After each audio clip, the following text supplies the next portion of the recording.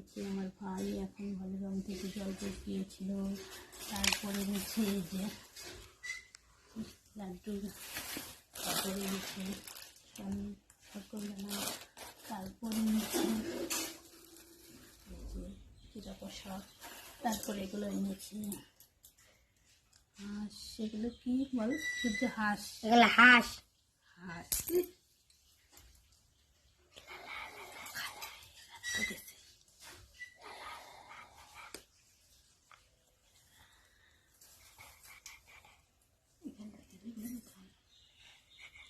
এইবার তো বকা দেবে ভাই, এবার বকা খাবো।